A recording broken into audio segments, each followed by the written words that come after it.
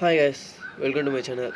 So long time அப்புறம் ஒரு video கிட்டத்தட்ட ஒரு 6 நாள் இனியோட ஒரு 6 நாள் ஆயிடுச்சு ஒரு வீடியோ அப்லோட் பண்ணி. ஸோ அதுக்கான ரீசன் வந்து சரியான கண்டென்ட் இல்லை. ஸோ கொஞ்சம் பிஸி நிறைய இருக்குது, அதெல்லாம் சொல்லிகிட்டே இருக்கலாம்.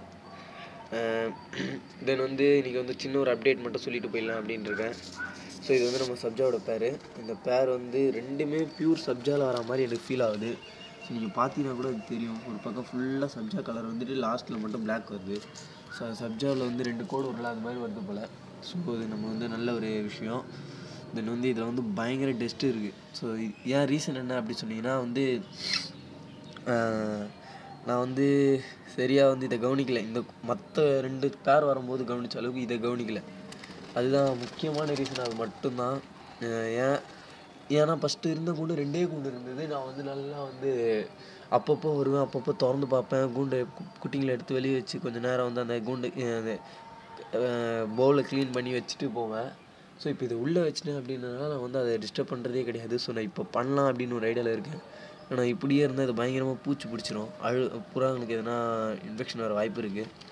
அதனால் இது மேலே இருக்கிறத மட்டும் எடுக்கலான்னு ஒரு ஐடியாவில் இருக்கேன். தென் வந்து இந்த ஒரு புறா வந்து புறா 2 முட்டை இட்டுருது ஒரு குஞ்சு மட்டும் நல்லா தெத்துது, ஒரு குஞ்சு செத்துடுது அப்படி சொல்லிட்டு நிறைய பேர் கேட்டுருந்தீங்க. ஸோ அவங்களுக்கான ஒரு சின்ன டிப்ஸ் நான் இந்த வீடியோவில் சொல்லிடுறேன். அது என்ன அப்படின்னீங்கன்னா, ஃபஸ்ட்டு பிறக்க ஏற்கனவே வந்து நான் இந்த வீடியோ போட்டுட்டேன், இது 2வது. ஸோ கொஞ்சம் தடுமாறுது, ஃப்ளோ மிஸ் ஆகுது. ஸோ நான் அப்படியே பேசிக்கிறேன் டக்கு டக்குன்னு. ஃபஸ்ட்டு போடுற முட்டை வந்து பெரிய முட்டை, 2வது வந்து ஒரு நாள் கழித்து போடுறதுனால அது வந்து சின்ன முட்டை. ஸோ பொரிக்கும் போதும் அதே டிஸ்டன்ஸில் தான் பொரிக்கும். பெரிய ஃபஸ்ட்டு நான் வச்ச முட்டை தான் ஃபஸ்ட்டு பொரிக்கும், சின்ன முட்டை செகண்டு பொரிக்கும். அப்படி பொரிச்சிச்சு அப்படின்னு சொன்னீங்கன்னா பெருசு வந்து கொஞ்ச நாள்லேயே தீனி வந்து சின்னது அப்பா அம்மா வந்து பெருசுக்கு தான் வந்து ஃபஸ்ட்டு தீனி ஊட்டிக்கிட்டே இருக்கும்.